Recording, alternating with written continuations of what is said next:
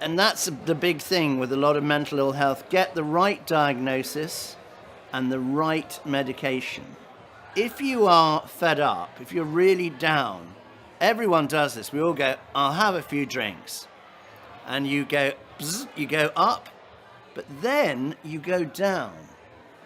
If you are in a high, like you're a little hyper, and you have a few drinks, it's lighter fuel, and you will have a lot more drinks, and it will then go. So it is much better to recognize that and just go, actually, I won't have a few drinks. And in my case, it was much better to say no drinks.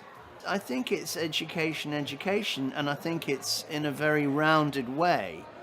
You know, I think if you go into a school and say, I'm here to talk about your use of the phone, it's not really going to work.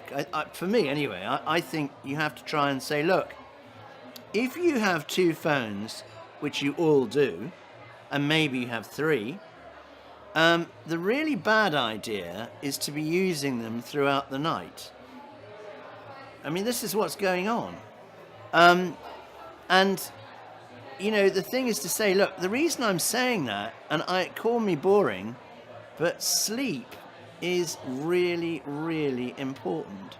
And if you don't get sleep, if you have bad sleep produces anxiety, and too much anxiety turns into depression. And this is why I'm saying to you, sleep. And I really believe in that. I really bang on about it. I mean, we all know that. But I think you can only try and suggest so much, because in the end, you know, kids, we're kids, you know, we all have to find out. And sometimes you have to find out the hard way. But, you know, what's very important, and what I try and say in the talk, is make sure, more than anything else, you've got one person in your life who you really trust and who trusts you.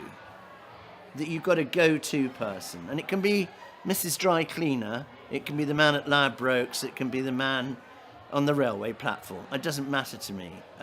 You need someone. Because what you need to be able to do is to go, can I just tell you? Can I just tell you? You know, kids are not another species. They are the same species.